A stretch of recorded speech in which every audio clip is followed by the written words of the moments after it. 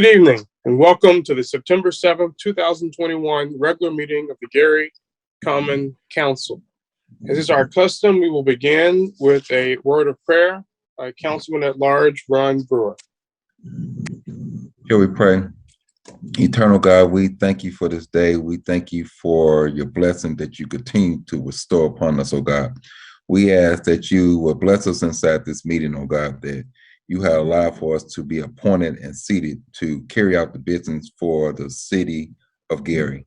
We ask that you bless every resident, oh God. Bless every visitor that comes to our city, oh God. Keep us safe from all hurt, harm, danger, seen and unseen. We ask this blessing in your son, Jesus' name. Amen. Amen. Amen. Thank you, Councilman Brewer. This time, Councilman Brewer will lead us in the Pledge of Allegiance. I pledge allegiance to the flag of the United States of America and to the republic for which it stands, one nation, under God, indivisible, with liberty and justice for all. Thank you, Councilman Brewer. Council members, before you are the minutes of our most previous meeting, August 17th, 2021. I'm sorry, first we need to have our roll call, Madam Clerk. Councilwoman Atkins.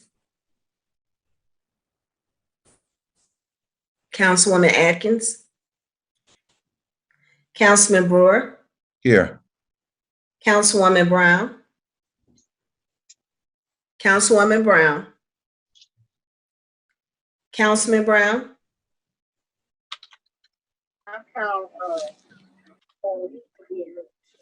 Councilman Brown. You muted, Councilman Brown. Here, Gabby. Councilwoman Caldwell.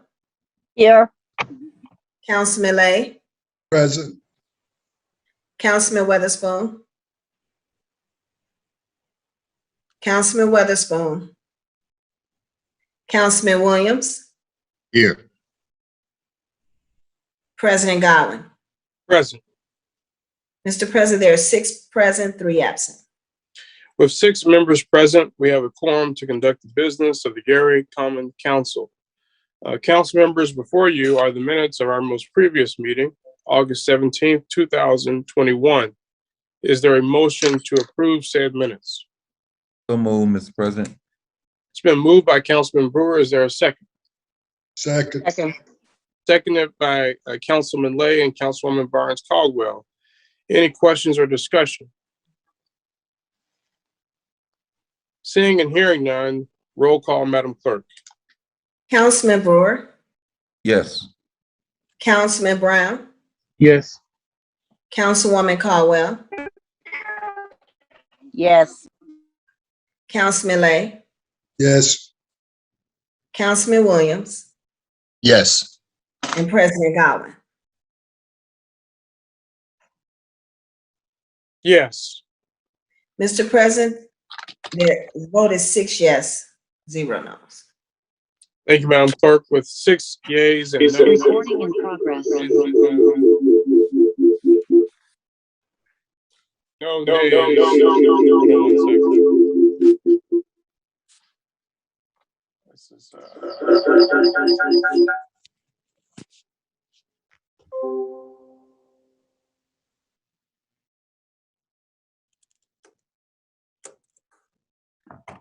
technical difficulties. With 6 yeas and 0 nays, we have approved our minutes from the August 17th, 2021 meeting.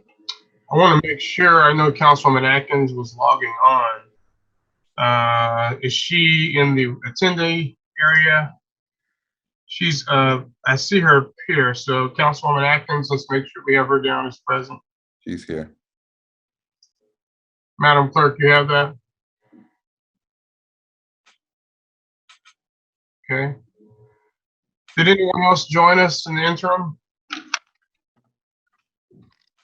Okay. Council pending ordinances and resolutions first reading. Councilwoman Atkins. Yes, we have. We noted her as present. Okay.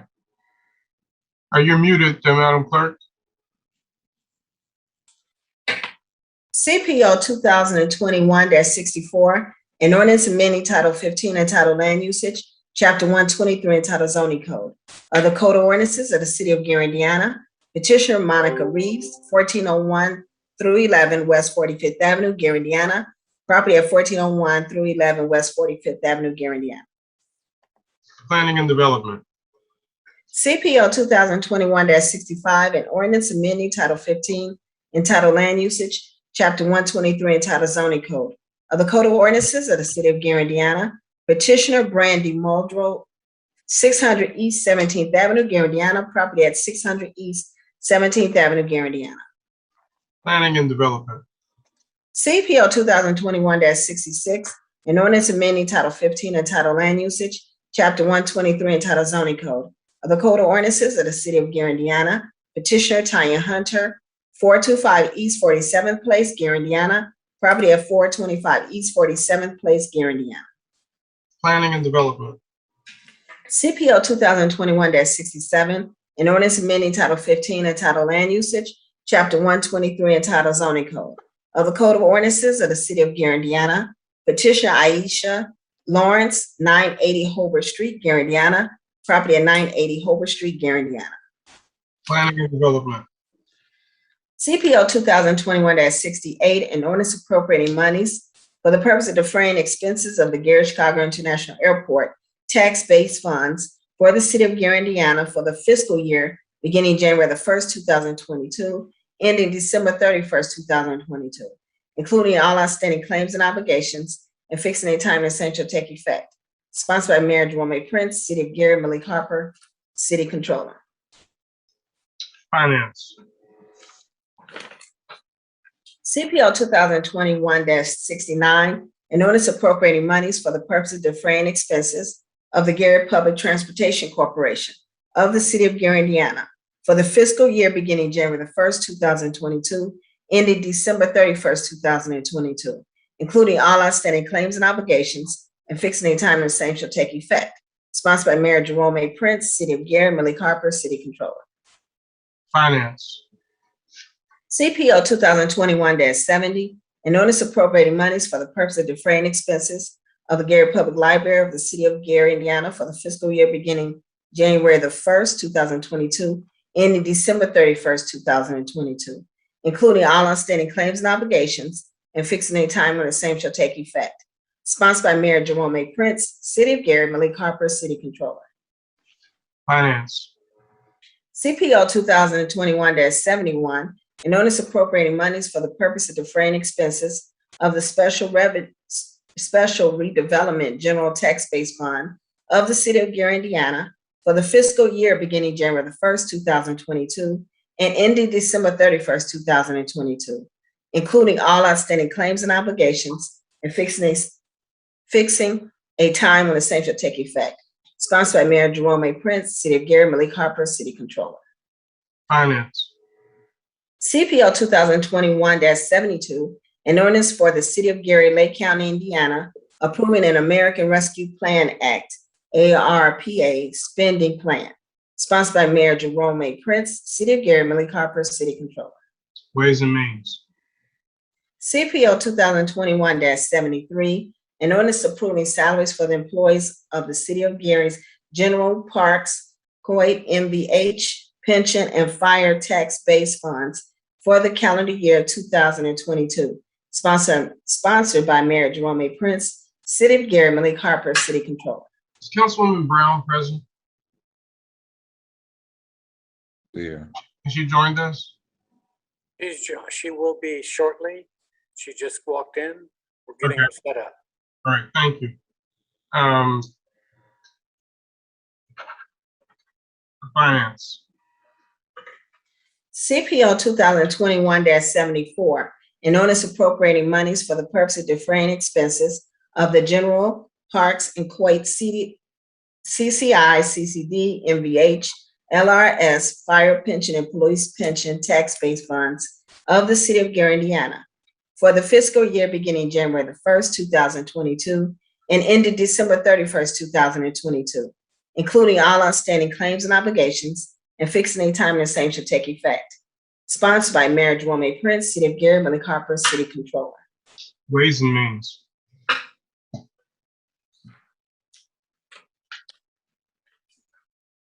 Mr. President, any ordinances and resolutions on first reading. Thank you, Madam Clerk. Councilman Brewer. Mr. President, is it all right if I do all four of mine together? Is there any objection? Seeing and hearing none, please proceed. Thank you, Mr. President. Plan and Development has before us CPO 2021-64, 65, 66, and 67. I approve this for report out on first reading. Councilwoman Atkins, Yes. Councilman Godwin. Yes. Mr. President, majority of the Planning and Development Committee has approved CPO 20-21-64, 65, 66, and 67. Thank you, Councilman Brewer. I'm going to ask Councilwoman Atkins to stand in for finance. Problem. Mr. President, do you mind if I do all of finance together? Is there any objection? Seeing and hearing none, please proceed.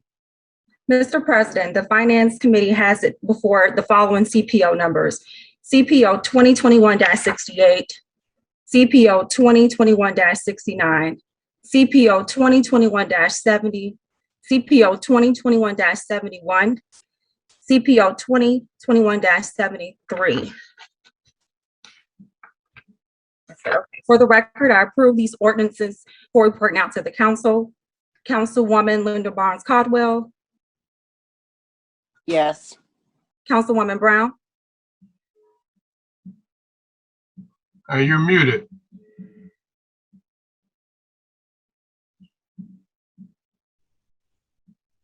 You're muted, Councilwoman Brown.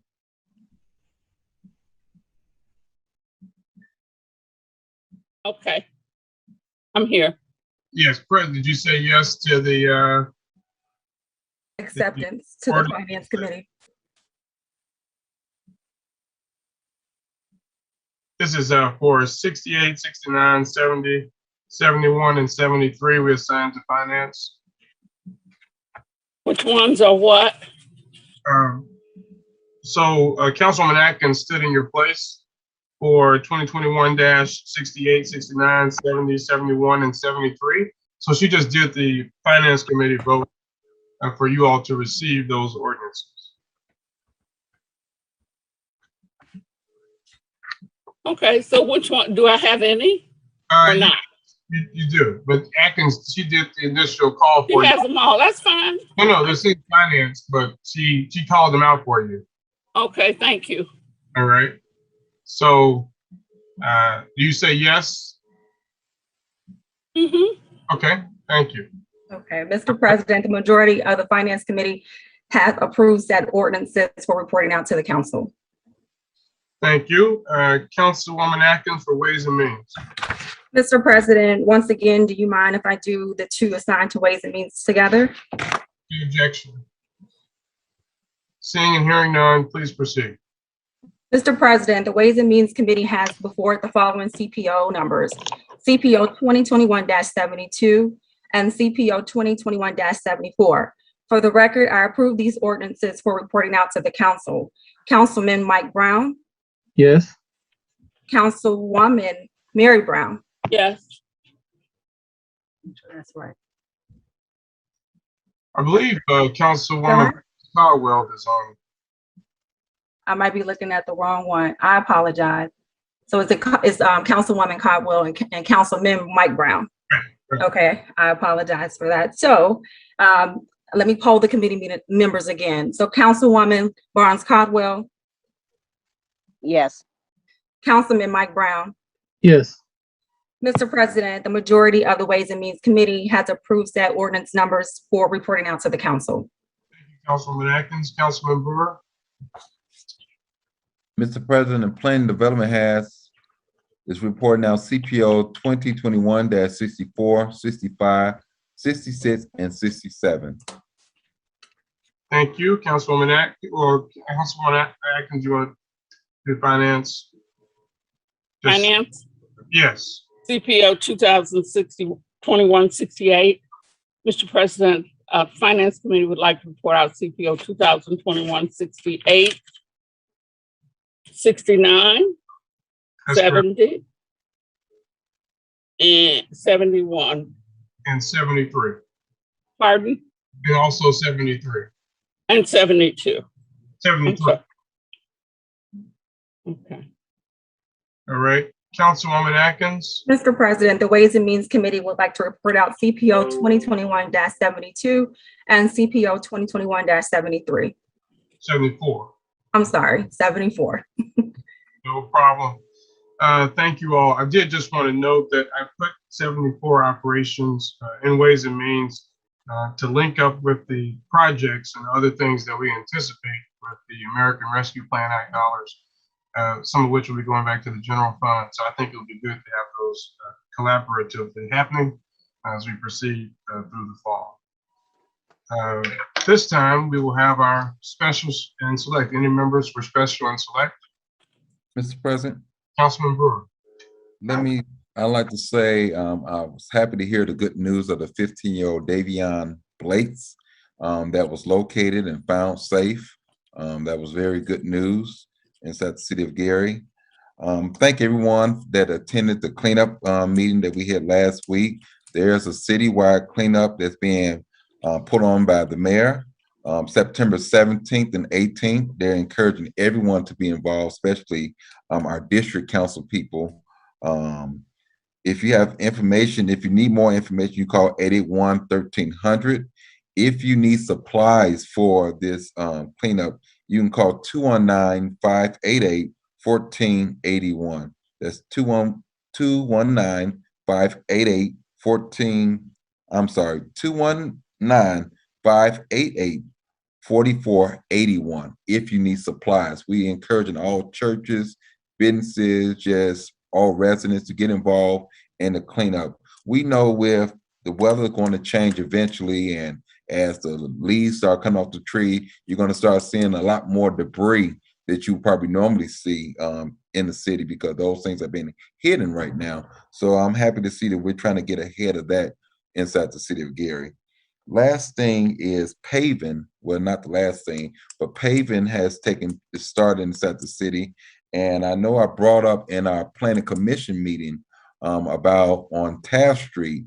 I talked about it earlier part of the year when we talked about paving, about making sure on Taft from 8th, and I believe on the sheet it showed like to probably 10th or something like that, that they were going to pave. But there's a little block there goes up to 11th Avenue, and the rest of it is pretty much paved going back south. I encourage the administration to possibly pave that. I know Mr. McCain was on, and he said that they would take care, and Mr. Schilling was on also, and said they would look to try and get that done. The cost should be very minimum of what they would need to take care of that one block radius that would make a complete job inside the paving. I believe that might be the last street that's being paved in the city now. I do know after they get everything paved, they will be coming back to start the striping. So that's something that will happen pretty much simultaneous once all the paving is done. Thank you, Mr. President. Thank you, Councilman Brewer. And I want to give others a chance, but I want to just quickly follow up and say that the crack ceiling is something we want to make sure happens with the paving. guess. That sound, you can hear it now? I can hear. Not as good as I'd You all like need to, to- but Councilman Brown, It's at 100%. you all need to that mute. 100%. Mr. DeLavalade, can you all mute there in the chamber? You all are unmuted. Okay. So what I wanted to say is that along with the paving conversation, ensuring that we do sufficient crack sealing so that the paving we are doing is maintained. And I think at one of our meetings, Attorney Colvin indicated that there might be some opportunities through general fund dollars to do some of that. But I did just want to echo that since you mentioned paving. Other members for special and select. Mr. President. Okay, Councilwoman Atkins and then Councilman Williams. Thank you, Mr. President. A couple announcements. First, I just wanted to let the 4th District residents know that we did tentatively have a 4th District forum scheduled for Wednesday, September the 18th. And that meeting will be postponed to October. most likely it will be October the 6th, but we will make sure that we communicate that in the next council meeting, and also we will get our next mailer out prior to that meeting so that that date will be firmed. And again, it probably will most likely be virtually versus in person on October the 6th. I wanted to thank all of the business owners as well as organizations who participated in the 4th District Small Business Bazaar on August the 28th. We had a great turnout, about 35 entities participated, and I also had a great showing from the community as well. So I do want to thank my colleagues for coming out, and my colleague, Councilwoman Brown, for calling me and giving me great sentiments and well wishes on the event. It's well effort, and I appreciate you all supporting the efforts that I do within my district. And then lastly, I did want to I think Councilwoman Barnes Caldwell, you can get on me after the meeting if it's not okay, but we were scheduled to start our second opening for the Gary Youth Council. The goal was for us to have a second feeder as we had our first class initiated. We announced it in October. They started earlier this year. And so we wanted to ensure that we had a pipeline moving forth. So I believe we'll be looking to do that and open applications again during the month of October. So just wanted to give a heads up on that. Thank you, Mr. President. Thank you, Councilwoman Atkins. Councilman Williams? Thank you, Mr. President. I'd like to announce to the residents in the 6th District, excuse me, about the 6th District Community Forum. It has changed the date. Thursday, September 23rd will be that day, 6 p.m. at the Glen Theater, which is located at 20 West Ridge Road. This is a Zoom event as well, and I'm hoping that residents will come out for this event. Also, I like to make the announcement of the completion of the demolition on 51st and Broadway of the 2 buildings that have been taken down. And thank you, Mr. Kirkendall and the administration as well. I'd like to also make the announcement that 51st Street has been completed, the paving. We are waiting to see what they're going to do with the 2 manhole covers. So please be careful when traveling down that road. Thank you, Councilman Williams. Other members for special. Mr. President, I'd just like to take this opportunity to express my sincerest condolences to Councilwoman Barnes Caldwell, who lost her uncle, Archie Barnes, and he was funeralized today. So I want to extend my sincerest condolences to the entire Barnes family. Thank you, Mr. President. Thank you, Councilwoman Brown, and I'm sure all of us share in those condolences to Councilwoman Barnes Caldwell and her entire family. Other members for special and select? Mr. President,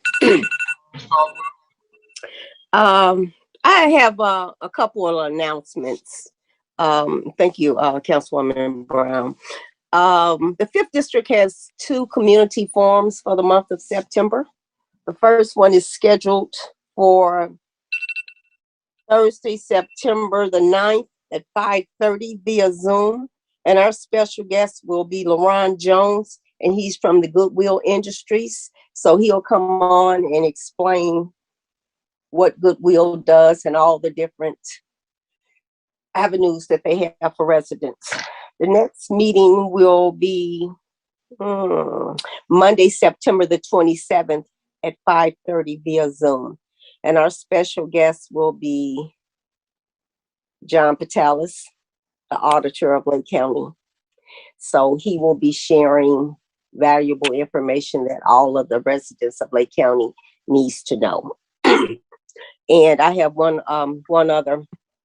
Last month, I had a meeting with the banks that were located in the 5th District, and First Financial said that they would have some workshops. Well, they have them ready. The first one will be September the 10th from 12 to 2, and it will be at the YWCA of Northwest Indiana, 150 West 15th Avenue. And the topic of the workshop is estate settlement and trust administration services. So for any more information, you can contact First Financial Bank And then the next meeting is October the 1st from 1 p.m. to 3 p.m. It's credit scores and reports. And it will be held at First Financial Bank in the community room, which is located in the back of the building. And that is at 5974 West Ridge Road.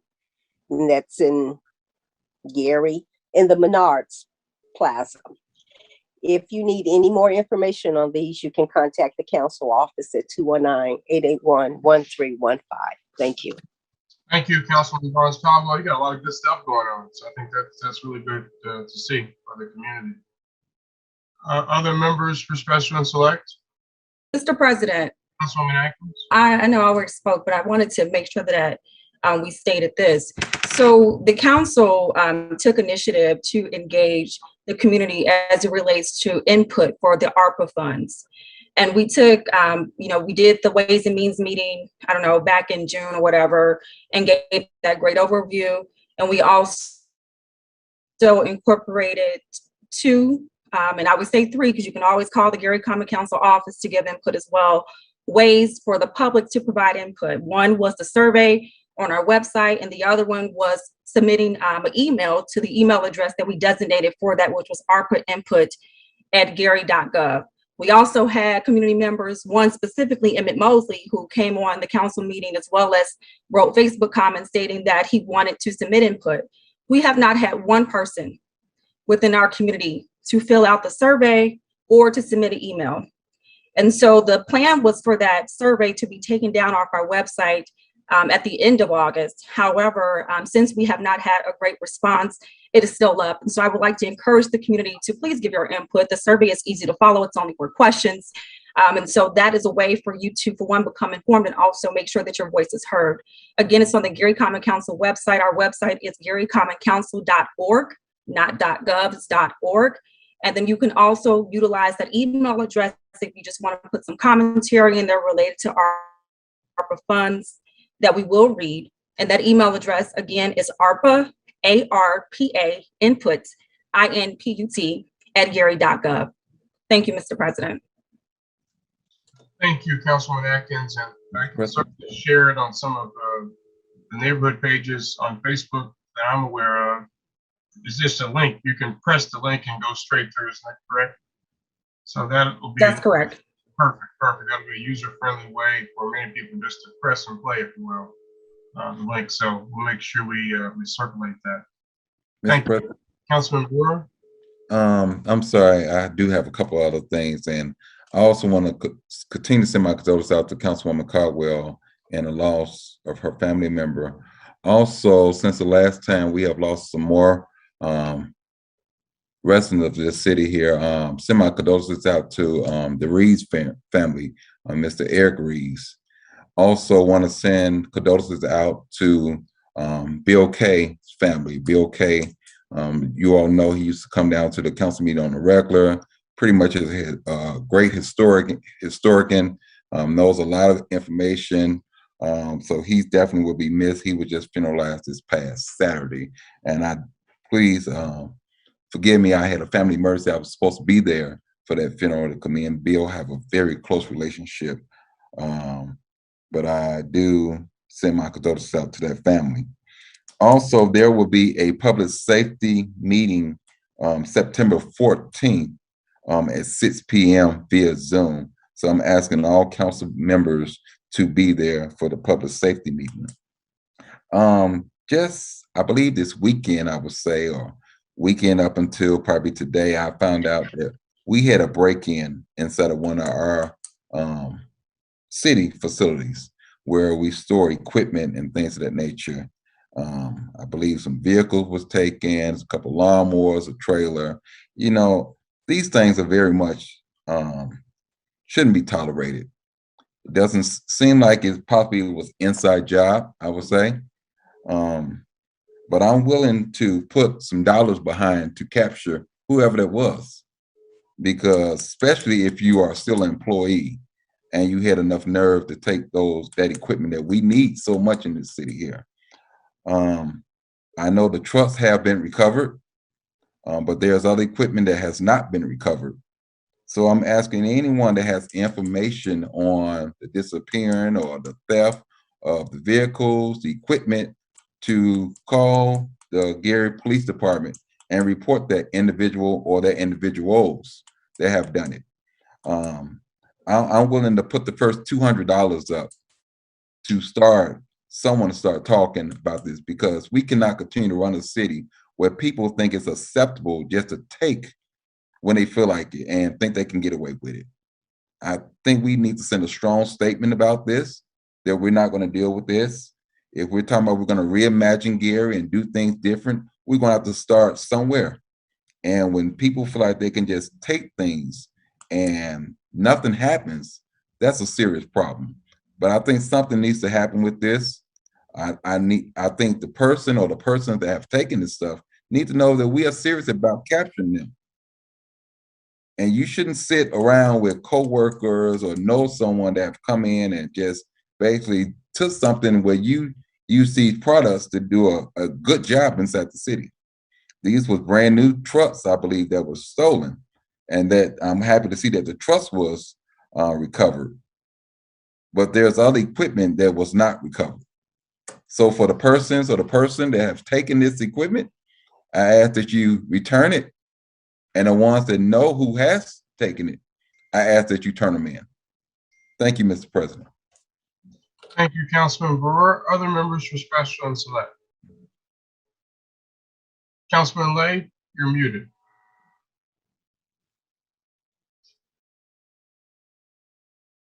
I'm sorry about that. Mr. Percy Moore, who is the president of Veterans Foreign Affairs, notified me the other day, we're friends, and I'm also part of the auxiliary, that two people will be honored by the Veterans Association. One is Battalion Chief Calvin Bankhead, who has approximately 46 years with the Gary Fire Department, and Police Lieutenant Darren Cannon, who's of course he's part of the strike force, also has been trained at the FBI school, are going to be honored for their years of service for the city of Gary. They're still trying to put that plan together. But the Lieutenant Cannon has 19 years. And like I say, he's on the task force. Thank you, Mr. President.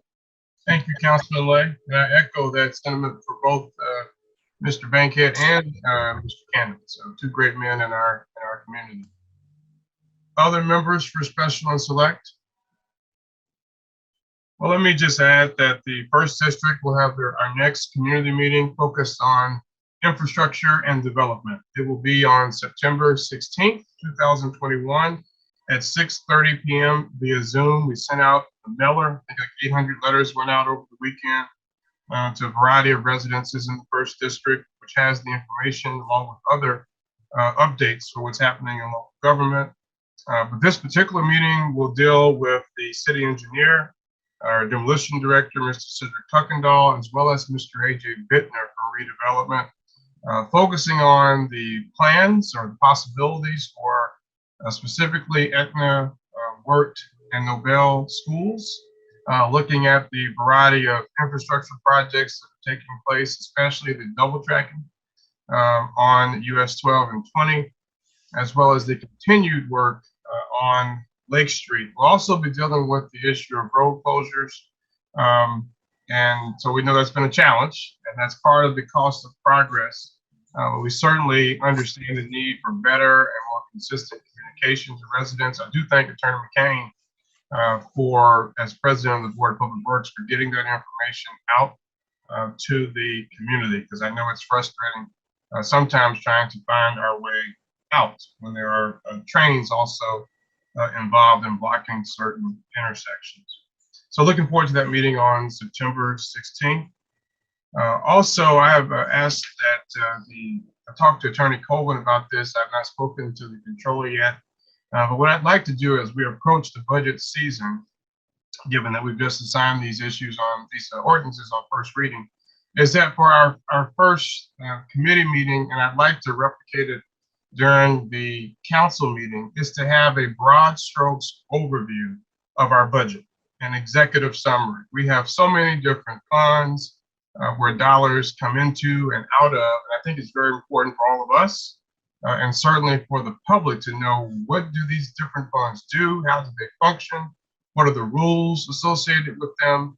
What are the options we have for the use of those dollars, and any other regulatory things we should know about those dollars? You know, sometimes people ask me, what is the city's budget? And I have to scratch my head, because there's so many different numbers that are at play. People ask me, what's the city's debt? I have to scratch my head. So what I'd like to do is get a broad strokes analysis of the total number of dollars that we deal with, the various buckets in which those dollars fall into, and what is our overall financial picture as a city this current year, and the projections that are being made for next year vis-a-vis the budget ordinances that are before us. So I'd like to begin with an executive summary at the Finance and Ways and Means Committee, as the case may be, as well as in the next council meeting, to make sure we all have a very concrete understanding of how the budget works and what the actual dollars are that come into the city.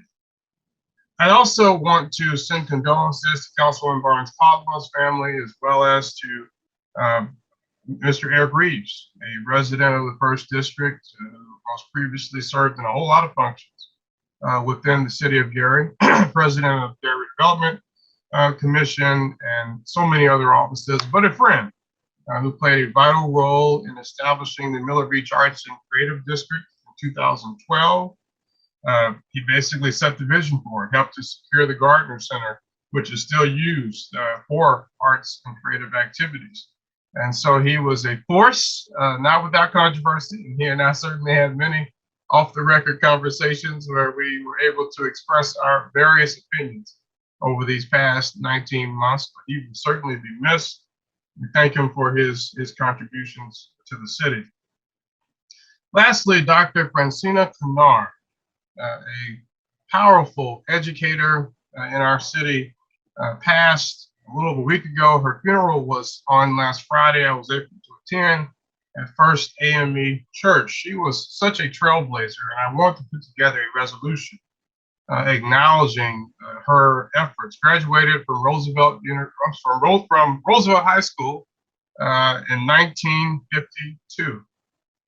Went on to Indiana University, Bloomington, studied for a couple years, and then stopped, had a kid, and then went back to school along with her daughter, Miss Charlotte Wright, who was a 1st District resident, but former principal at Roosevelt, administrator at Wirt, and several other schools. But she went to school with her daughter in the early 70s and completed her undergraduate degree in educational psychology at IU Bloomington, then got a master's degree the following year from IU Bloomington. Came back to Gary and worked at a variety of schools, including the Gary Community School Corporation, and kept learning, got an MBA from Indiana University Northwest.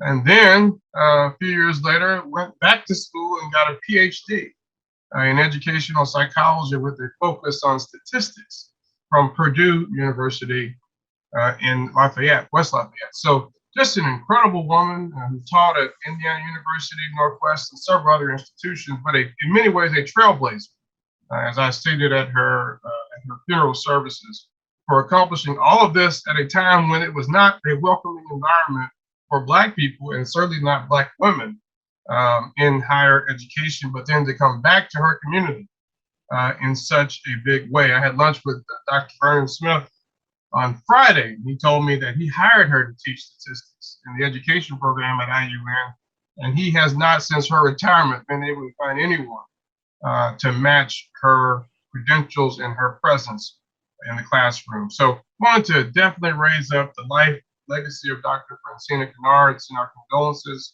to Ms. Charlotte Wright, educator in our community, and their entire family. Thank you. Mr. President, Councilman Lay.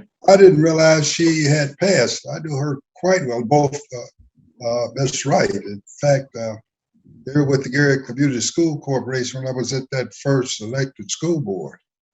She was an outstanding person. I do apologize for missing her passing. I would have certainly tried to attend or at least get a letter of sympathy off to the family. So I'm glad you brought it up, and I certainly second everything you've said about it. Thank you. Thank you. Absolutely. It's a beautiful service.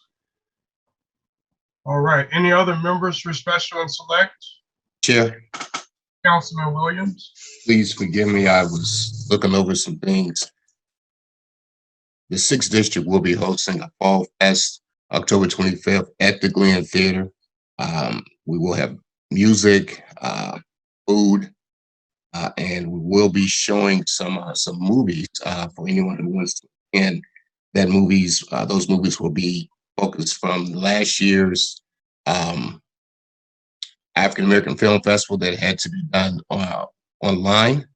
So if you're interested in coming out to take a look at some of those shows, those viewings, those movies will start between the hours of 4 and 7. The event will start at noon and will end at.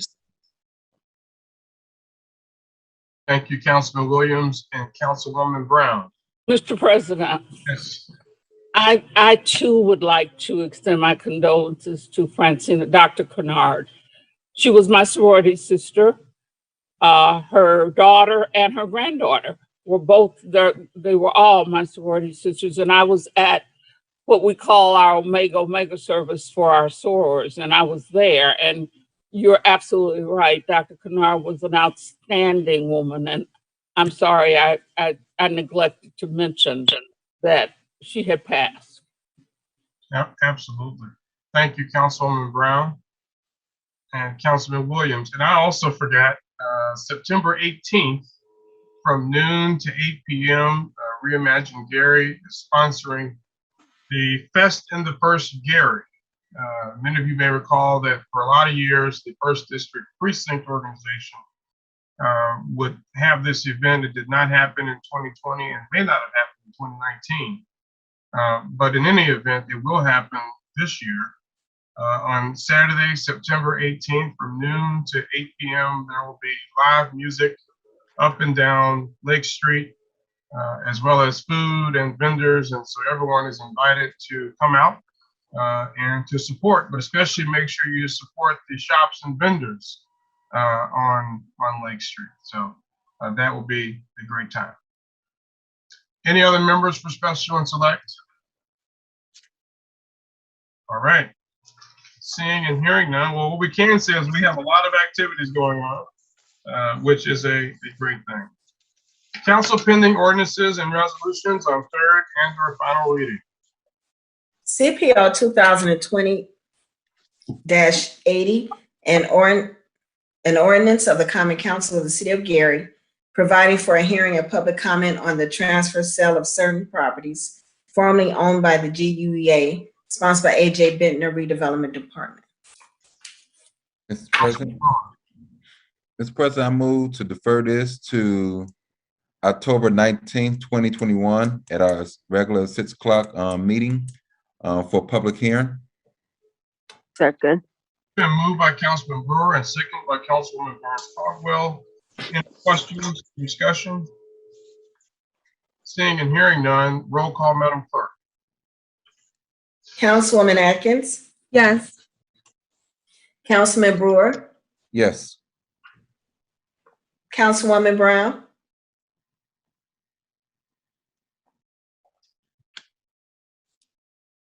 Muted.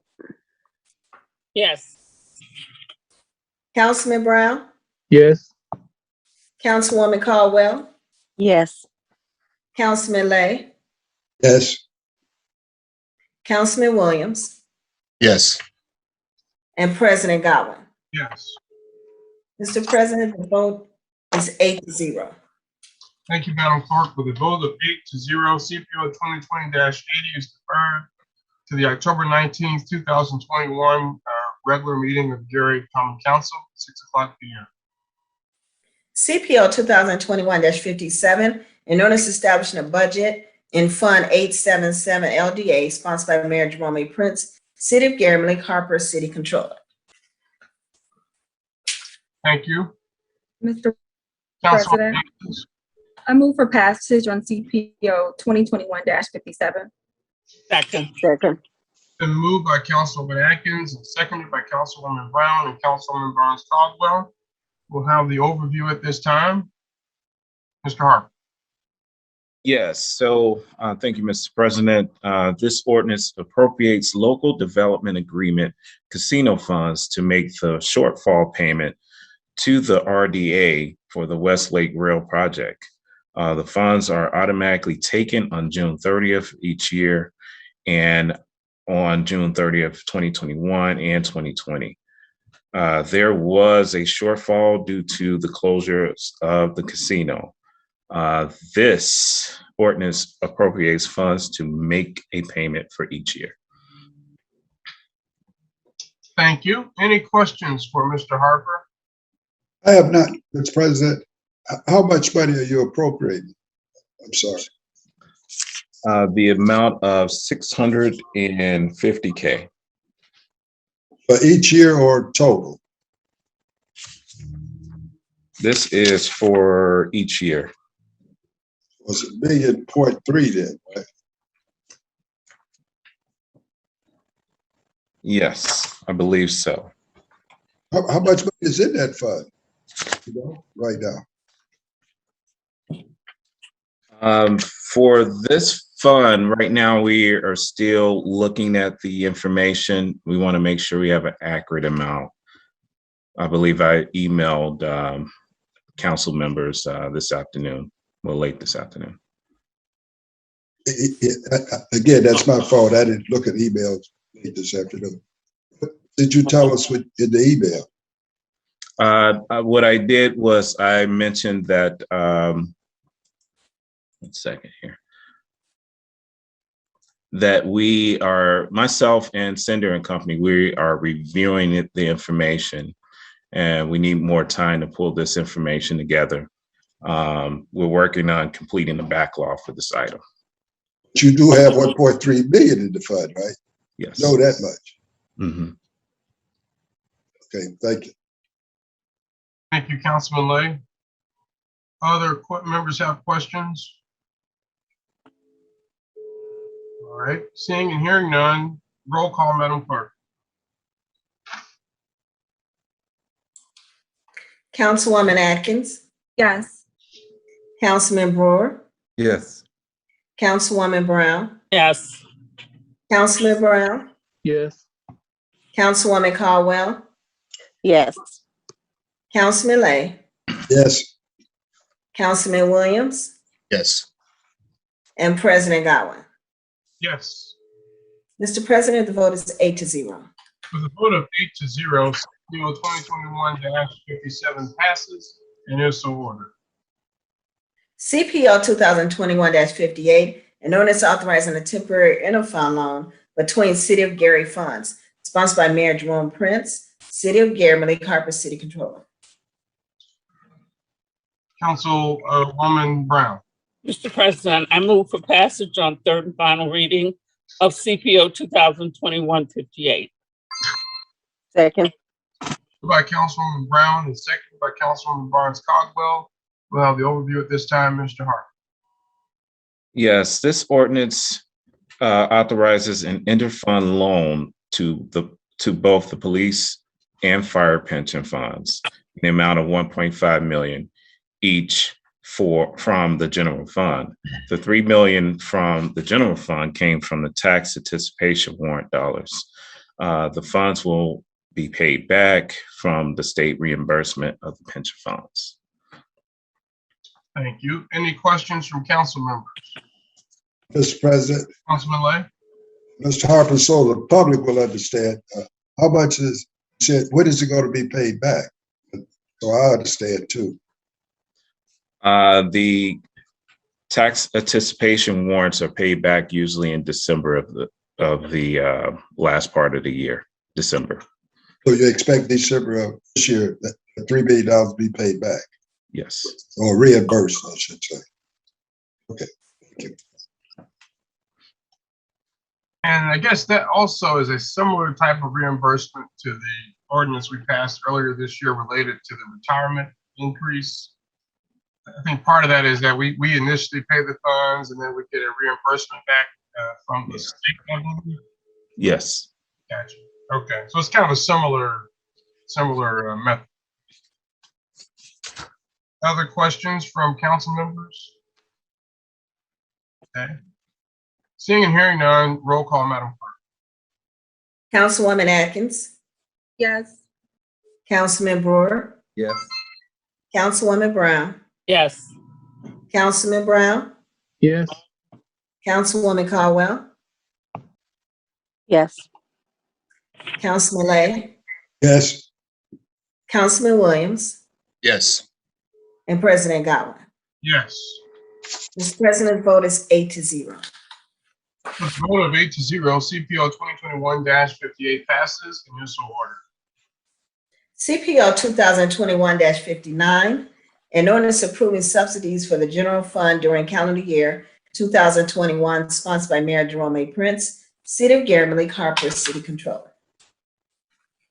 Councilwoman Brown, Mr. President, I move for passage of CPO 2021-59 on third and final reading.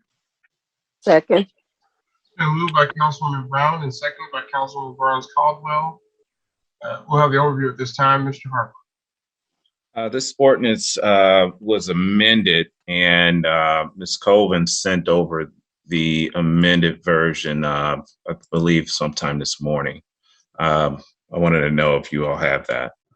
Provides the subsidies to the general fund to provide all of the revenues needed to make up the 2021 budget. The subsidies come from all of the following sources. 6.4 million comes from the Fund 877 LDA to the general fund, 1.2 million from Fund 462 seeded to the general fund, and 6 million from Fund 277 wagering to the general fund.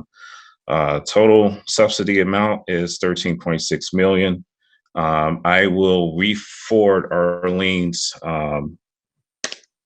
amendment to this ordinance to everyone. Mr. President, I'd like to, Mr. President, Councilwoman Atkins. I apologize. I just wanted to ask a clarity question to Mr. Harper.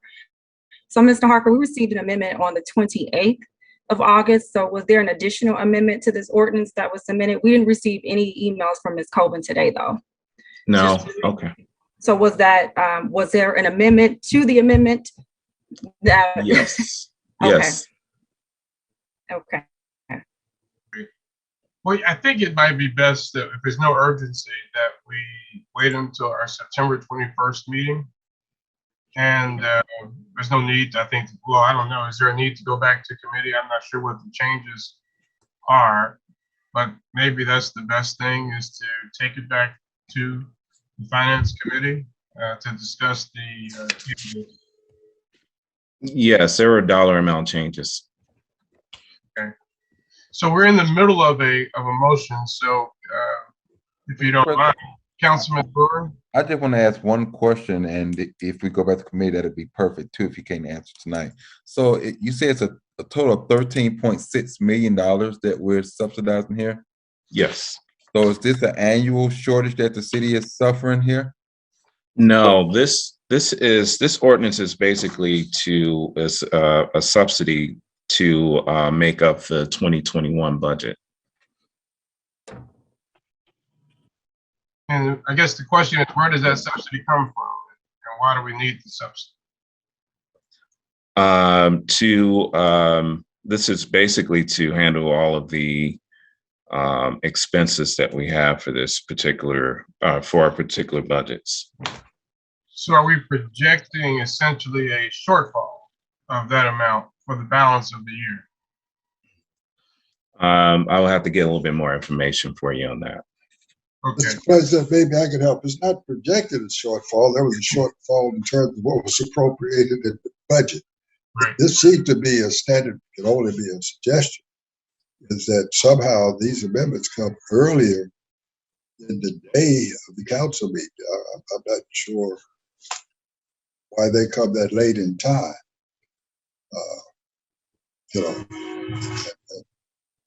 I will make note of it. Yeah, because it doesn't give us adequate time to review the amendment. At least I don't have adequate time. I can only speak for myself. Well, I agree. And And I think we do have to get away from and I'm not trying to beat up on you, Mr. Harper, because this happens a lot, but from a variety of places. But I think we also, it looks bad, and it is bad, because we can't have possibly thoroughly reviewed stuff if we're getting the email during the meeting. So I think if we can withdraw the motion, Councilwoman Brown, and then perhaps move to defer this to committee, the finance committee, and we can set a meeting date for that. So, Mr. President, Yes. I move to withdraw CPO 2021-59. Second. Second. Moved by Councilwoman Brown and seconded by Councilman Brewer and Councilwoman Barnes Caldwell. Any questions or discussion? Seeing and hearing none, roll call, Madam Clerk. Councilwoman Atkins, Yes. Councilman Brewer, Yes. Councilwoman Brown, Yes. Councilman Brown, Yes. Councilwoman Caldwell, Yes. Councilman Lay, Yes. Councilman Williams, Yes. President Godwin. Yes. Mr. President, vote is 8-0. With a vote of 8-0, CPO 2021-59 is withdrawn from third and final. Councilwoman Brown, are you going to make a motion to move this to committee?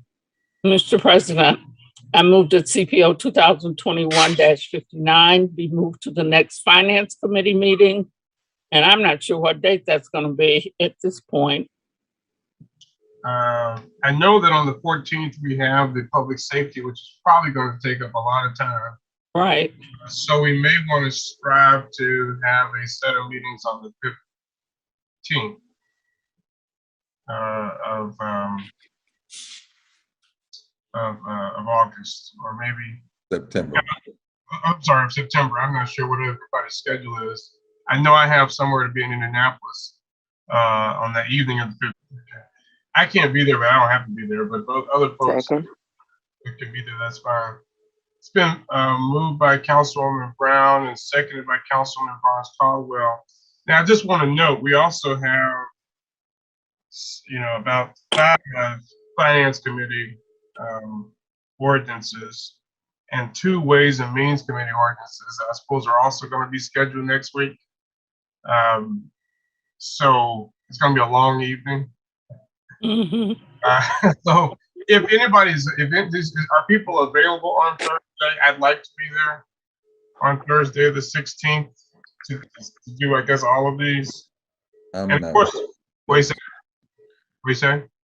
No, I was just saying I wasn't free Thursday. Mr. President, you do know the public safety meeting doesn't start to 6. So if someone wanted to do, maybe Ways and Means wanted to do half of it that Tuesday, since we already come together Tuesday, maybe Ways and Means can start, say, 5. Well, that could work. I don't think this part of the finance committee meeting is going to be long. Okay. And of course, we know there's going to be several committee meetings to get through all of these finance committee ordinances.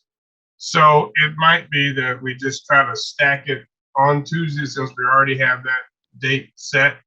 So is it possible to do, mindful people's schedules, to do finance at 4:30 on Tuesday, and then do, I guess, right? Does anyone have any objections to that? For Tuesday, the 14th, since we're already in block of time, we know folks are available. So let's do that. We know that we're not going to get through all the finance and Ways and Means in that committee meeting anyway. So it's going to be several weeks. Okay. Next committee anyway. So let's maybe do it Tuesday at 4:30, the 14th. Okay, so we're going to withdraw the previous motion.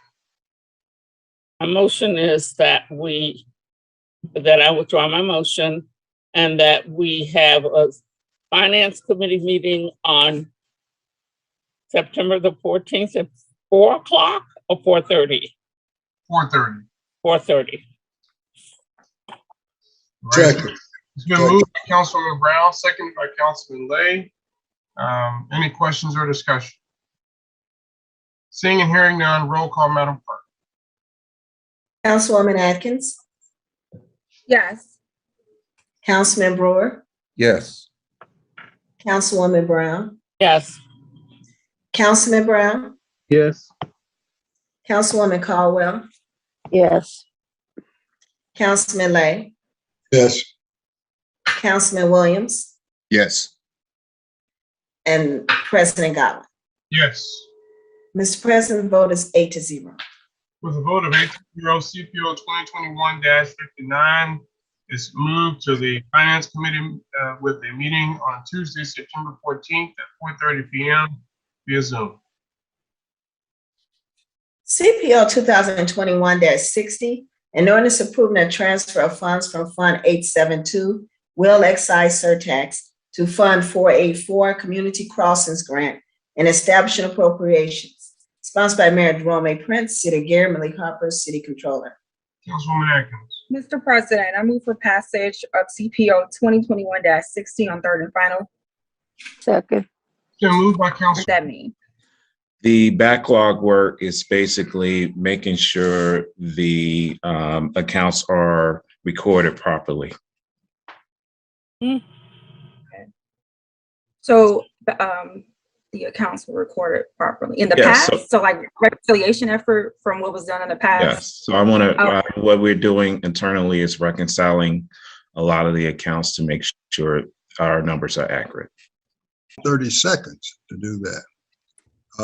I heard what Councilwoman Atkins said. I'm sure she understood what the answer was. I am completely confused about how much money are you using from the wheel tax? Is it the entire 2.2 million? I thought you said no. What was the question again, Lay? I Because thought Councilwoman Atkins indicated a dollar amount, and I thought your response to what she indicated was no, that you were not going to use that. I believe she was referring to the ordinance amount of $390K. She asked, was the $390K a part of that balance for 2.2 million? You said no, it's not. And I said no. Oh, okay. I just didn't understand where anybody was coming. Still no, but I'm not going to interrupt it any longer. Thank you, Councilman Lay. I did have a question. You said that a contractor had been hired or a bid had been granted, award had been granted for this contract already? This is what I was told, yes. Okay. Do we know who that contractor is? I do not know who that contractor is, but I can provide you with that information. Okay. One of the things we talk about our local and minority women-owned business hiring goals, and that's something I'd like for us to talk more about. We're expending these dollars, especially those that are coming most of our dollars coming directly from the taxpayers. So I'd be curious to know who was awarded that contract. Mr. President, Councilman Lay, Councilman Brewer. go ahead, Mr. Brewer. I'll follow up. Okay, President Godwin, yeah, it's a company based out of Indianapolis that was rewarded the contract. I don't have the name before me. It was brought up inside the Planning Commission meeting, so it is a company out of Indianapolis that was granted that bid. Did you Thank pay? you. What was that? Did you pay? They do paving, correct. President Godwin? Mr. Harper? I got a call from Arlene. She said Milestone is the company's name. And so this may not be the forum for it, but we do have local and closer to us companies that provide those services. Did any of those companies provide any bids? Or did they respond to the RFP? That I'm not aware of, but I will, again, I can gather that information for you if you like. Because we get a lot of flack when folks who are not from here, especially if we offer those services, are doing these jobs. I'm not sure how many, man, that's a long way to come to do paving. But in any event, Mr. President? Councilman Brewer? That question was raised also. There was other company that did apply. but Milestone was the lowest bidder. So they was rewarded the contract. Well, I would love to know what the difference in price was, because just the commute alone seems onerous. But, I would just say, I just got through taking an antitrust CLE class, and there's this thing called predatory pricing. Sometimes people get in at low amounts, and then the amount gets higher once they get here. And I would hope that the savings was tremendous for us to leave this area code to go and seek these services 2.5 hours away from here, when I know we have paving companies located within the city of Gary. I'm not going to name names, but there may be some challenges or issues, but that just is a little concerning to me, given that we're using dollars from taxpayers in this community. Councilman Lowe. Yes, I had asked to speak. Mr. Harper, another suggestion. If you were going to tell us the contract has been awarded, automatic question is to whom? I mean, that should be part of what you state. So when we awarded a contract, now we need to appropriate the money to pay them. I guess a natural question is going to, who did you award it to? I absolutely agree with Mr. Godwin. I do not see how you can move personnel, equipment, and everything to Gary from Indianapolis and be a lower bid. It's impossible for an attorney to move from Gary to Indianapolis and not add additional costs, traveling, hotel, things of that nature. I know they don't necessarily have to add hotels, but they certainly are coming in here. And what Mr. Godwin used, the fancy word, is he used predatory. I said something about predatory. No, it's called a contract change, the change order. You bid $1, then your change orders come through hundreds of thousands. So I would assume you would never accept the change order that exceeded your other low bid. Then you've changed the bid process, and that's what you should be concerned with. That's from.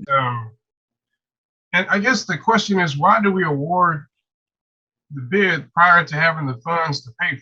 How does that work? Prior to the funds being appropriated for that bid. Mr. President, well, as I'm developing the information, again, I have no problem with sharing that once I have a true understanding of what the process is. I'm not going to let you hang out here by yourself. Mr. President, maybe I can help you. You can award the contracts, but it has a condition of receipt that, in fact, it must be appropriated by the council. We feel appropriate. The contract should be written. Looking at what happened to Genesis said, I don't know, but it should be written where it's no good. In other words, it was all their contract that was awarded by the Board of Work would be subject to our appropriation. It simply allows them to open the bids and proceed forward. If it's not appropriated, the contract should have a clause in it that it's no good. It's subject to appropriation. That because if we don't appropriate, the contract is not valid. I see. That makes sense. That makes a lot of sense. Mr. President, Councilwoman Atkins. I just want to make a clear request to Mr. Harper. So I think, this particular ordinance is only asking for appropriations of money to match the community crossing grant. So it doesn't talk, in the detail in terms of us, we know the use of the. Oh, I hope you feel better. I'm in trouble. Thank you. But first of all, let me say this. The money is already appropriated. We're moving it from one fund to another. There's a grant fund that we put all of the dollars in for this particular grant.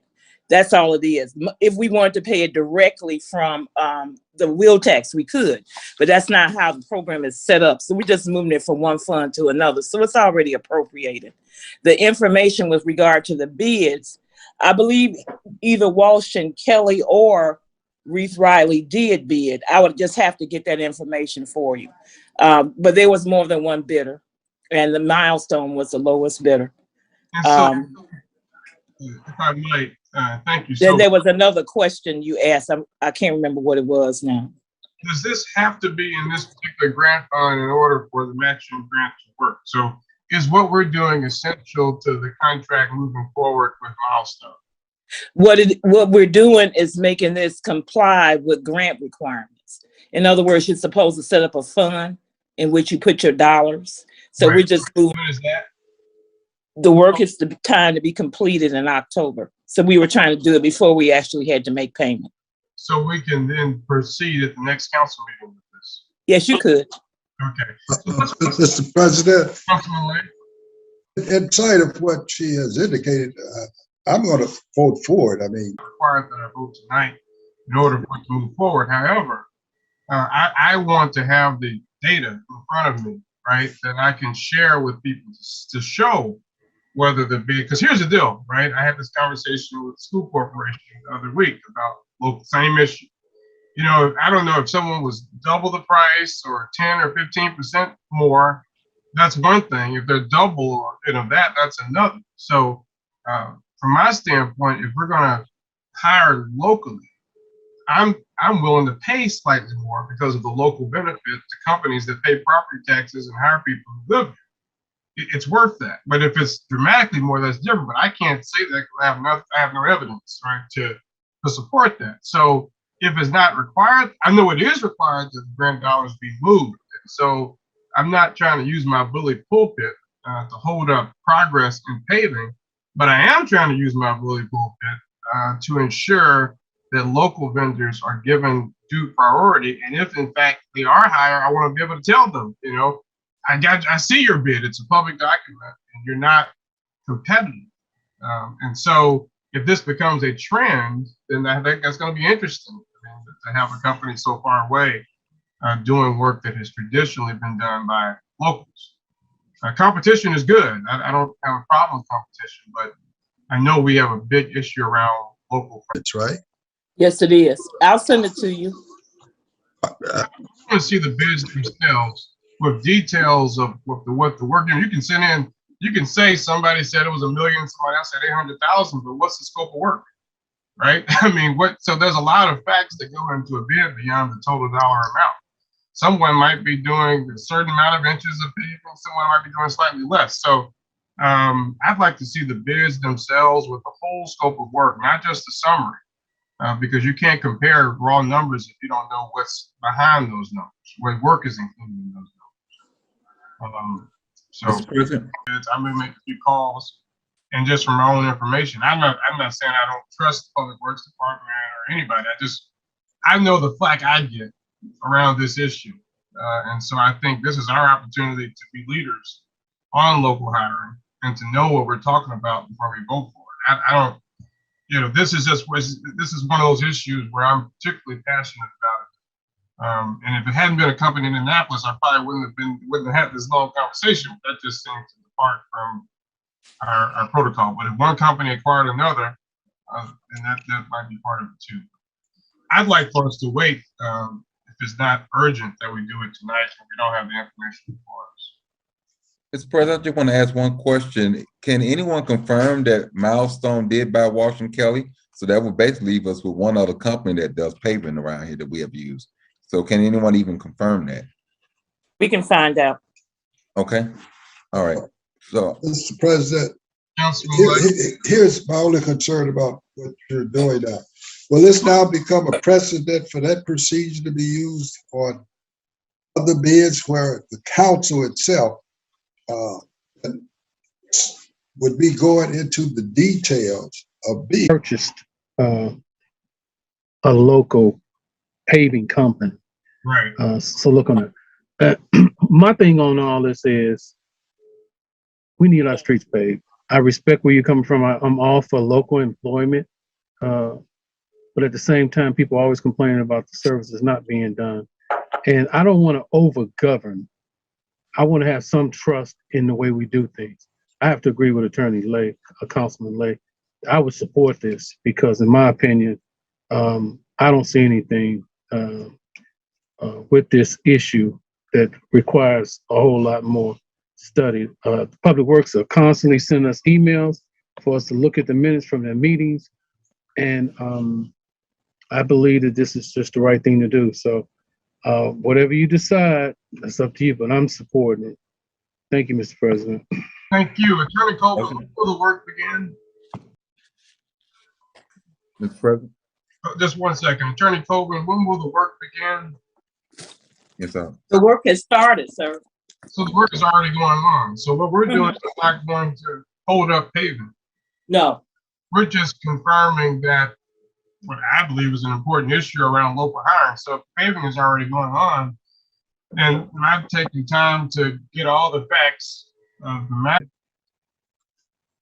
You say, well, I don't like it, or, you know, could even be legitimate. That paving is out there. So you would have to have some way of stopping. And I don't think a delay here stops it. I don't think it does anything, matter of fact. But just another item for us to find a place to discuss. Maybe I'm wrong, but No, I just wish this came before us prior to work starting, right? That seems like the cart is before the horse. yes, I agree. Dollars should be moved and wherever they're going to have to be in compliance with the grant, certainly before the bid is awarded and most certainly before work starts. So on principle, I will vote no. But I just think we're establishing a precedent that's out of order. But Councilman Brewer? Mr. President, I would just say that I believe paving is pretty much 90 to 95% complete. They're working on the last street now. Last thing they have to do is now just striping. That's pretty much it. And hopefully Ms. McCain take care of that last block that I do have an issue with. But other than that, they're pretty much almost done with the paving. So, and if this is the case that they have taken over Washington Kelly, you know, I think they should be paid for the services that they have rendered for this community. Thank you. Thank you. Any other questions or discussion? Mr. President, one more thing. Councilman Brewer? From a time standpoint, we are in September. As it relates to the contracts that are issued, and we do, that is on our level, right? Because no one can, we're just kind of getting information as we go along here. So that's my opposition to it. Obviously, they're going to get paid, whether we vote for it this week or 2 weeks from now. The work is already done, right? So, but I do think we need to, I'm a principal. I suggested that what we're doing is out of order from a chronological standpoint. And I'm not going to put my imprimatur on things that are out of order, because that means I agree with the process in the way that it's going. I'm adopting it. I don't support voting for stuff after the work has already been done. You appropriate before the work happens, and that is our legislative duty. I don't have anything else to say, but we can move forward with the vote if there's no other questions or discussion. All right. Roll call, Madam Clerk. Councilwoman Atkins, Yes. Councilman Brewer, Yes. Councilwoman Brown, Yes. Councilman Brown, Yes. Councilwoman Caldwell, Yes. Councilman Lay, Yes, Councilman Williams, Yes. and President Godwin. No. Mr. President, vote is 7 yes, 1 no. With 7 yeas and 1 nay, CPO 2021 and seconded by Councilwoman Brown and Councilwoman Barnes Caldwell. We'll have the overview at this time. Thank you, Mr. President. This ordinance moves money from the wheel tax fund to a debt service fund, Fund 448. The wheel tax funds are used to make the payment on the 2017 wheel tax revenue bonds. All right. Questions or discussions at this time? they don't get a copy of your ordinances. Probably should. That's what I'm suggesting. You give them dollar amounts. They can object to saying that they can't understand what you're doing, even though they hear you doing something or see you doing it. Thank you, Mr. President. Thank you. Other questions or discussion? Right. Seeing and hearing none, roll call, Madam Clerk. Councilwoman Atkins, Yes. Councilman Brewer, Yes. Councilwoman Brown, Yes. Councilman Brown, Yes. Councilwoman Caldwell, Yes. Councilman Lay, Yes, Councilman Williams, Yes. and President Godwin. Yes. Mr. President, vote is 8-0. Gary Malik Harper, City Controller. Councilwoman Brown? Mr. President, I move for passage of CPO 2021-62 on third and final reading. Second. It's been moved by Councilwoman Brown and seconded by Councilwoman Barnes Caldwell. We'll have the overview at this time. Thank you, Mr. President. This ordinance is basically Horizon Bank made a generous donation of $500 to Councilman Dwight Williams for use of purchases of school supplies for first responders events. Councilman Williams will give a little bit more detail on that. Good evening, everyone. The check will be used. The check will be used for the purchase of back to school supplies. Originally, we were going to use those dollars for first responders fair. The event was rained out. We now have the Fall Fest taking place the 25th at the Glen Theater. Those supplies will be purchased, and the memo on the check says, after talking to Ms. Talithia Barnett, that the memo states for I believe it's special use for fundraiser. Ms. Barnett, are you there? Yes, sir. Good evening, Councilman, and good evening, Council. Yes, sir. It is for special events. So if you would need to take the funds to transfer them to your new event, that would be fine because it's still within the parameters of what we made the check out for.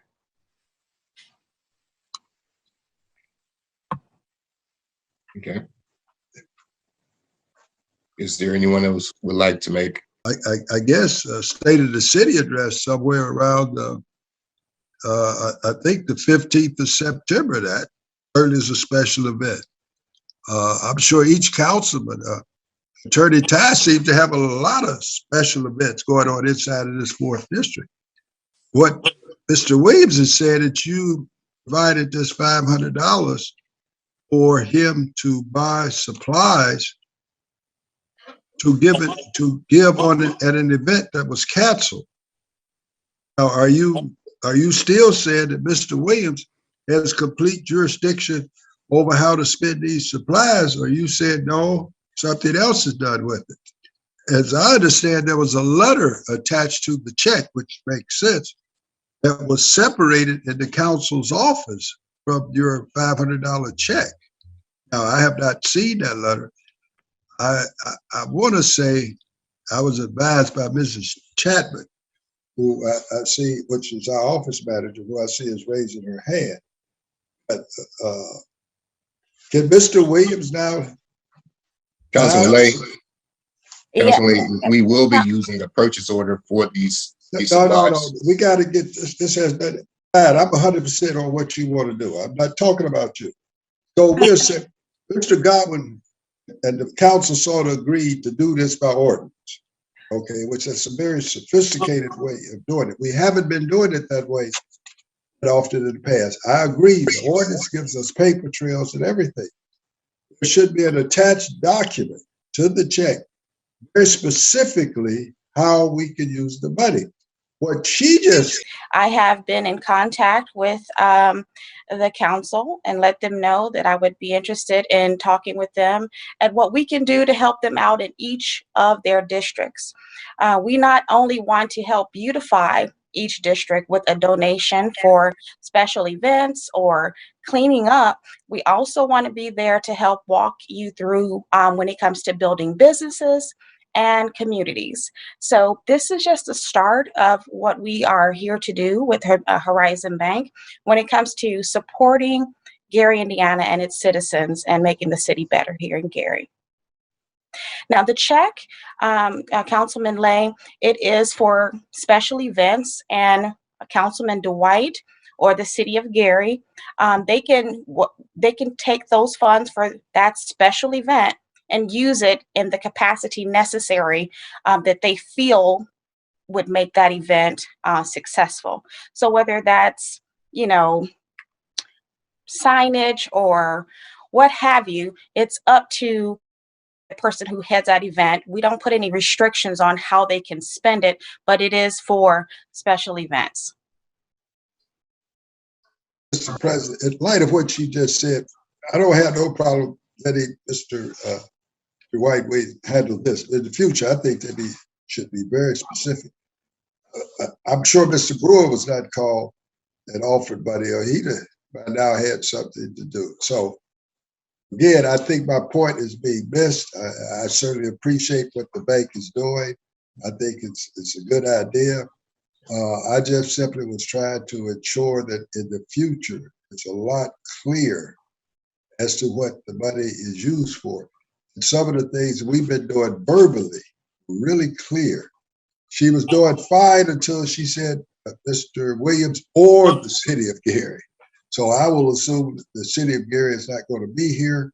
I will vote whatever the event is. It's no longer the respondents, I would guess. I'm not sure that should even be in this ordinance. That event is rained out, and I don't think it's going to be done again. So I do have a question, just for my own clarification. Through Councilman Williams, for us instituting this new practice of putting these donations in writing, in ordinance form, and so that we have it properly titled, we'll be able to find these things and track them. So I think that is a good process and procedure for us to continue moving forward. And thank you, Mr. Harper, for and Mr. Outlar, our finance our coordinator manager, for pushing that. If there's no other questions or discussion. Just one comment, so it's not, in no way was I criticizing the bank. In no way. Right. Certainly they're making a contribution, and I assure you, banks in this don't make too many contributions in this community. We have a lot of them.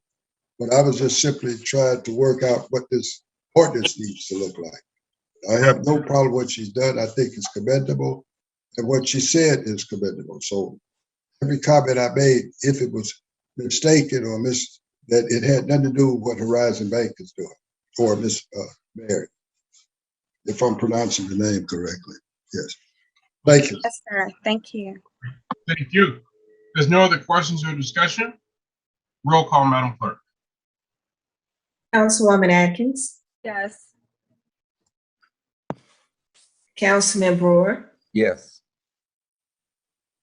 Councilwoman Brown, Yes.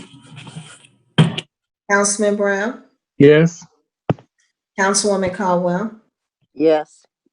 Councilman Lay, Yes. Councilman Williams, Yes. and President Godwin. Yes. Mr. President, vote is 8-0. Thank you, Madam Clerk. With a vote of 8-0, CPO 2021-62 passes, and you're so. Mr. President, pending ordinances and resolutions on third and final. Thank you, Madam Clerk. Pending ordinances and resolutions on second reading. CPO 2021-64, an ordinance amending Title 15 entitled Land Usage, Chapter 123 entitled Zoning Code of the Code of Ordinances of the City of Gary, Indiana. Petitioner Monica Reeves, 1401 through 11 West 45th Avenue, Gary, Indiana. Property at 1401 through 11 West 45th, Gary, Indiana. Would you like for me to read all of them? Yes, if there's no objection, I'd like to do all of the planning and development, and same with finance and ways and means when we get to those. Just do them in groups. CPO 2021-65, an ordinance amending Title 15 entitled Land Usage, Chapter 123 entitled Zoning Code of the Code of Ordinances of the City of Gary, Indiana. Petitioner Brandy Muldrow, 600 East 17th Avenue, Gary, Indiana. Property at 600 East 17th Avenue, Gary, Indiana. CPL 2021-66, an ordinance amending Title 15 entitled Land Usage, Chapter 123 entitled Zoning Code of the Code of Ordinances of the City of Gary, Indiana. Petitioner Tanya Hunter, 425 East 47th Place, Gary, Indiana. Property at 425 East 47th Place, Gary, Indiana. CPL 2021-67, an ordinance amending Title 15 entitled Land Usage, Chapter 123 entitled Zoning Code of the Code of Ordinances of the City of Gary, Indiana. Petitioner Aisha Lawrence, 980 Hobart Street, Gary, Indiana. Property at 980 Hobart Street, Gary, Indiana. President, Councilman Brewer, make a motion to move CPO 2021-64, 65, 66, and 67 to the Plan Development Committee, September the 6th at 5 p.m. September this, you mean the I'm 14th? sorry, September, we got so much on the 14th. Yeah. I don't know how we're gonna do everything. Councilwoman Atkins, Yes. Councilman Brewer, Yes, Councilwoman Brown, Yes. Councilman Brown, Yes. Councilwoman Caldwell, Yes. Councilman Lay, Yes. Councilman Williams, Yes. and President Godwin. Yes. Mr. President, the vote is 8-0. The vote of 8-0, CPO 2021-64, 65, 66, 67 are moved to the Planning and Development Committee on second reading, with the committee meeting to be held on September 13th at 5:30 p.m. CPO 2021-68, an ordinance appropriating monies for the purpose of defraying expenses of the Gary Chicago International Coit MVH pension and fire tax-based funds for the calendar year 2022, sponsored by Mayor Jerome A. Prince, City of Gary, Malik Harper, City Controller. Mr. President, Councilwoman Brown, I move for passage of CPO 2021-68, 69, 70, 71, 72, no, not 72, 71, and 73. 73. and 73, I'm sorry. Second. On second reading, Finance Committee meeting on September the 10th? That's a Friday? I don't know. Let's just, you want to do it the 13th, since we're already gonna have the planning and development at 5:30? Maybe yours could be at 7? On the same date, September 10th? Okay, September 10th at, 13th, the Monday. okay. and Mr. President, if it'll help, I can move my meeting up to 5 o'clock if that'll help. Okay. I'm not sure it's gonna help with all these No. meetings. Okay. But no, I'm okay with Okay. whatever. All right. 5 o'clock is fine. Okay, Okay. so your meeting will be at 7 p.m. and Councilman Brewer is going to keep his at 5:30. Okay. Okay. Second. Okay, it's been moved by Councilwoman Brown and seconded by Councilman Burns. Well, any questions or discussion? Seeing and hearing none, roll call, Madam Clerk. Councilwoman Atkins. Councilwoman Atkins. Yes. Councilman Brewer. Yes. Councilwoman Brown. Yes. Councilman Brown. Yes. Councilwoman Caldwell.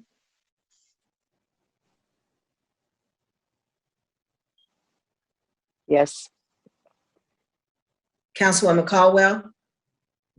Yes. Councilman Lay. Yes. Councilman Williams. Yes. And President Godwin. Yes. Mr. President, the vote is 8-0. With a vote of 8-0, CPO 2021-68, Monies for the purpose of defraying expenses of the general parks, Coit seated CCI, CCD, MVH, LRS, fire pension, and police pension tax-based funds of the City of Gary, Indiana for the fiscal year beginning January the 1st, 2022, ending December 31st, 2022, including all outstanding claims and obligations and fixing any time the same to take effect. Sponsored by Mayor Jerome A. Prince, City of Gary, Malik Harper, City Controller. Mr. President, I move for passage of CPO 2021-72, as well as CPO 2021-74 on second reading with a Ways and Means Committee meeting scheduled for Tuesday, September the 14th at 5 p.m. and a public meeting scheduled for Tuesday, September the 21st at 6 p.m. via Zoom. Wait a minute. You said Tuesday, September 14th at 5. Yeah, it's in the public, 69, 68, Councilmember, it's in your meeting, at 6 p.m. on 73. Tuesday. Right, that's correct. Yeah, so That should we work. can, yeah, I think the plan was to do half of the Ways and Means. Yep. So we'll do, We won't get through it all, but we'll get a start. right. All right. Is there a second? Councilwoman Barnes Caldwell, second. Okay. It's been moved by Councilman Atkins, seconded by Councilman Barnes Caldwell. Any questions or discussion? Seeing and hearing none, roll call, Madam Clerk. Councilwoman Atkins, Yes. Councilman Brewer, Yes. Councilwoman Brown, Yes. Councilman Brown, Yes. Councilwoman Caldwell, 69, 70, Councilwoman Caldwell, 71, and 73.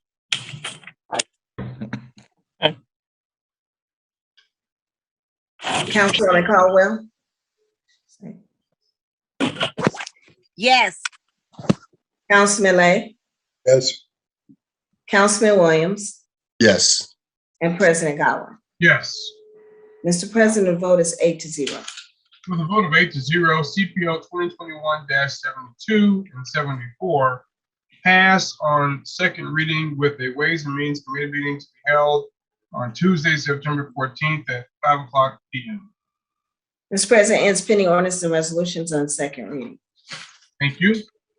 At this time, we'll have our mayor's report and questions of city officials.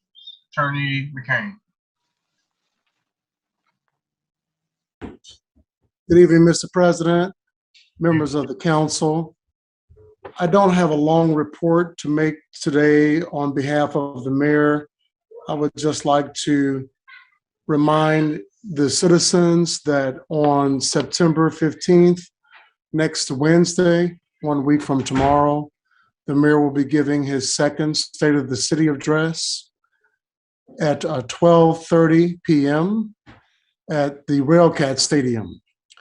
It is free admission. There will be a luncheon prior to that at the ticket price of $25 per person. And if you want to get information about how to attend the luncheon, you can go on to the Reimagine Gary Facebook page and get that information from there.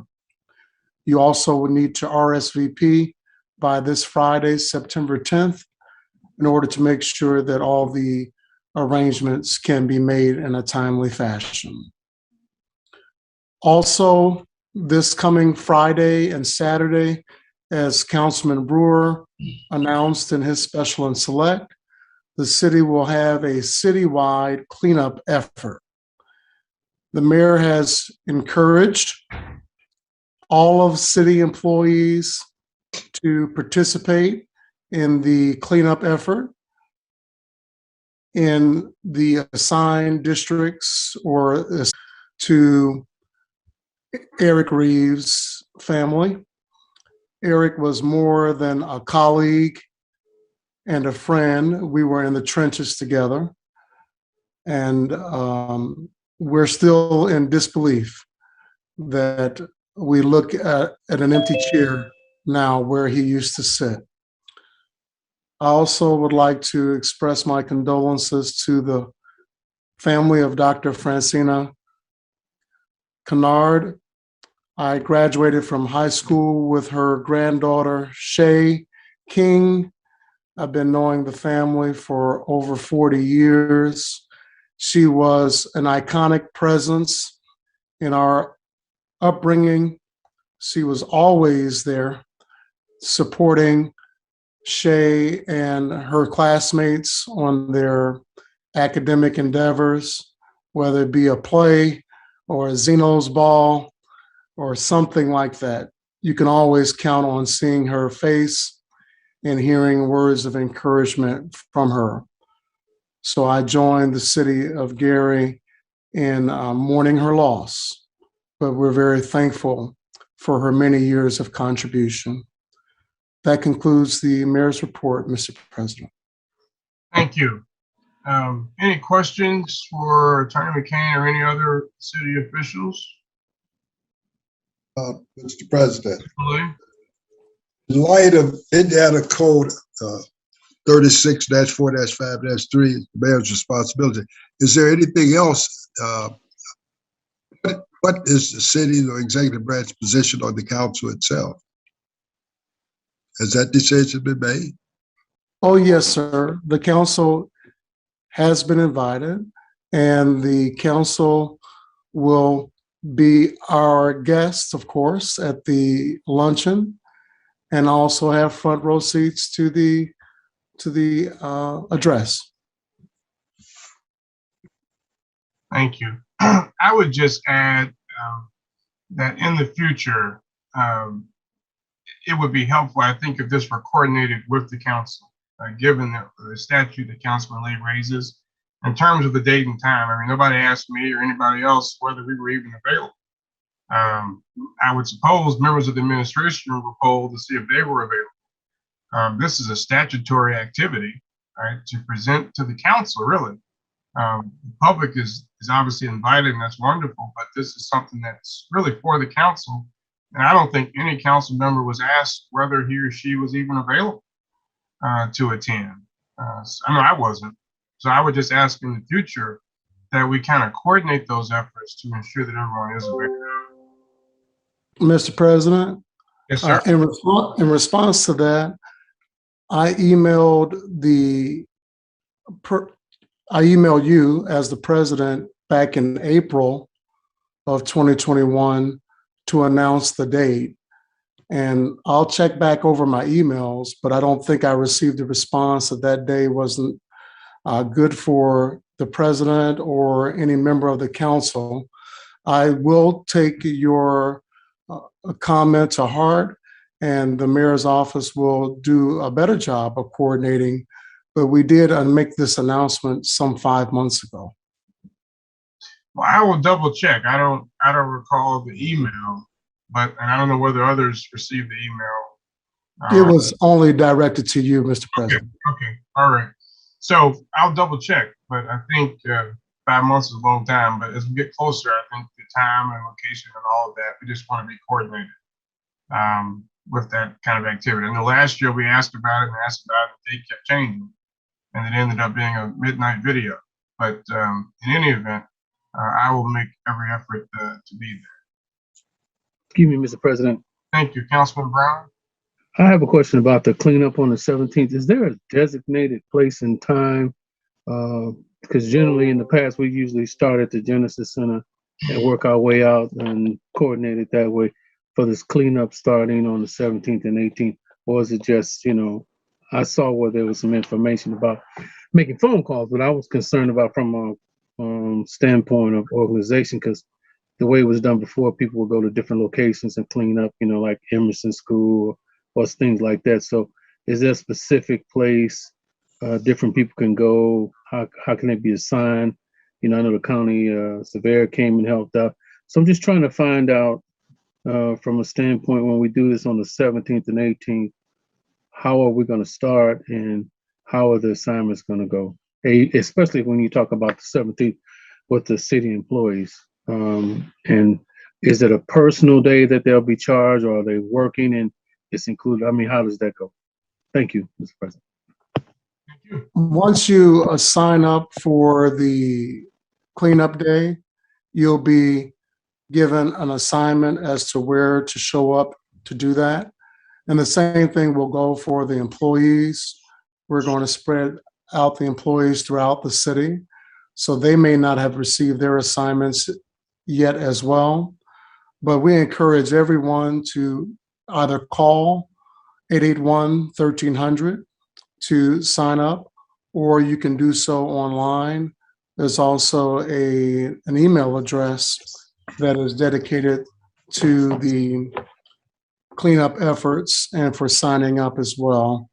Let's see if I can find that quickly without wasting the council's time. Excuse me. Mhm.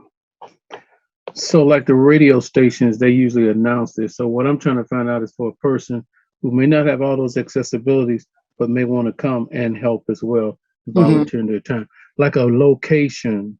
Two questions. City employees are going to sign up on September the 17th or prior to work on the 17th, cleaning up the city? In lieu of doing their normal job, we are asking that employees participate in the cleanup. We understand that some people may have physical limitations that don't allow them to do that. So of course, accommodations will be made. I just suffered an injury a couple months ago, and I won't be able to do any heavy lifting, but I will certainly pass out water and hold a clipboard and do whatever I can physically to participate. So we're encouraging all city employees to do the same. Okay, that's really certainly appreciated, Deputy Mayor. That's my question. What happens if employee A, who works over in the controller's office, says, I don't want to work on September the 17th cleaning up streets? What happens to that person? Well, we haven't encountered that yet, but as a good lawyer, I think we ought to. But if that person chooses not to, they'll be expected to go to work to perform their ordinary duties. They won't be penalized or punished or anything like that. Let me ask another question.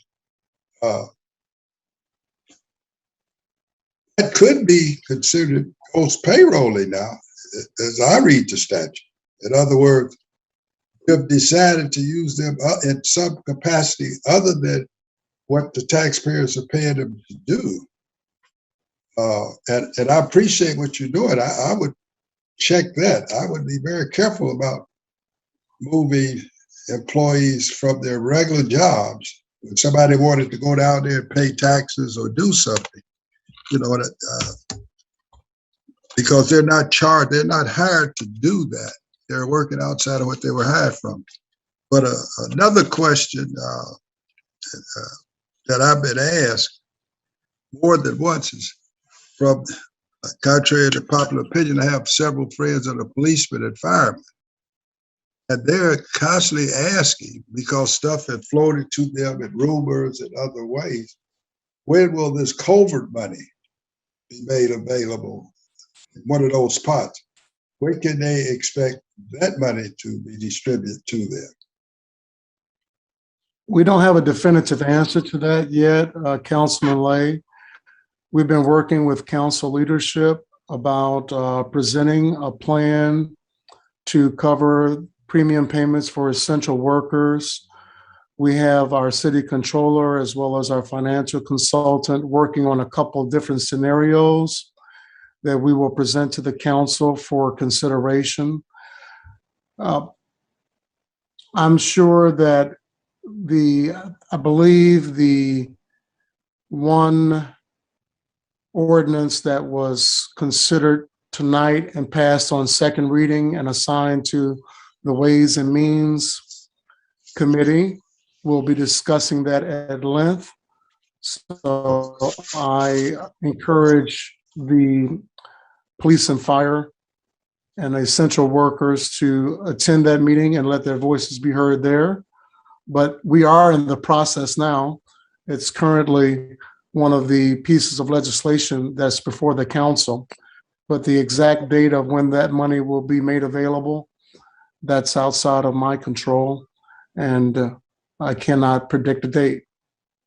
Mr. Mayor, Attorney McCain, I apologize. They changed the name. This is now called the American Rescue Plan. So that's the COVID money. That's correct. Okay. I just simply never thought of that name. I thought it was actually called COVID money.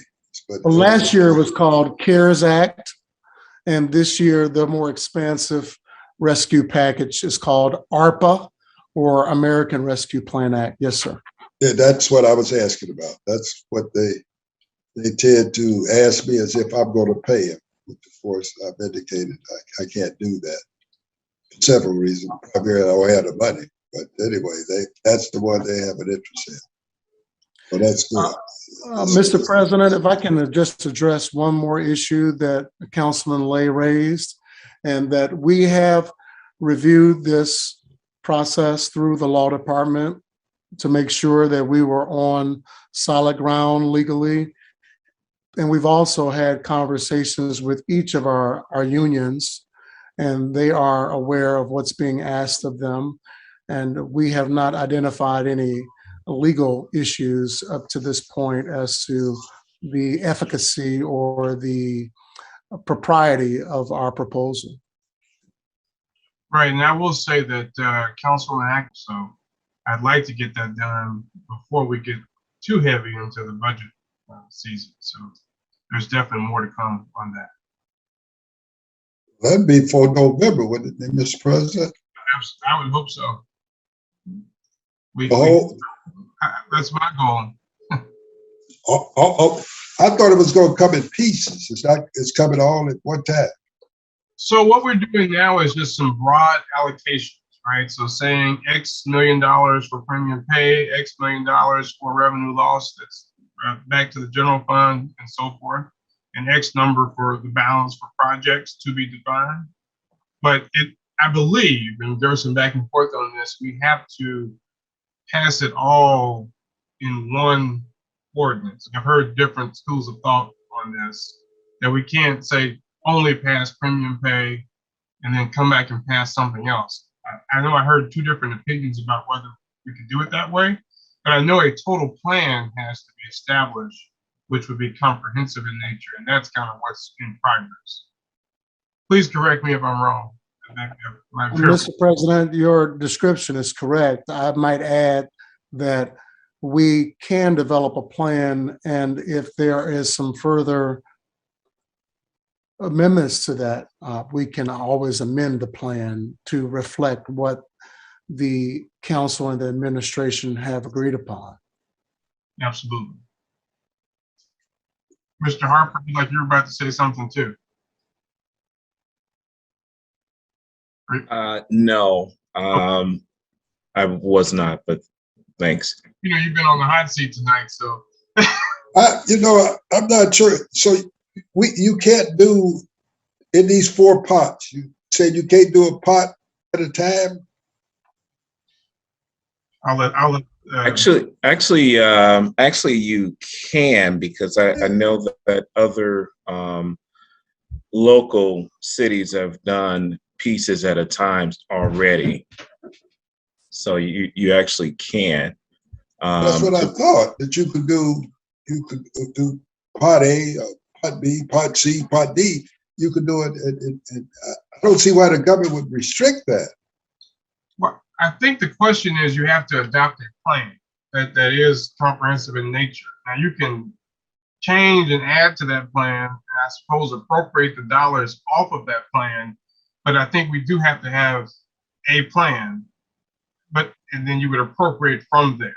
That's my understanding. So I suppose there could be multiple appropriation ordinances off of the plan. I think the wise thing to do is to have a very clear plan and a sense of what everything is going to cost before you start expending dollars in a way that may not allow you to actually, do what you want to do with the rest of the dollars if you don't know from the beginning what the total picture is going to look like.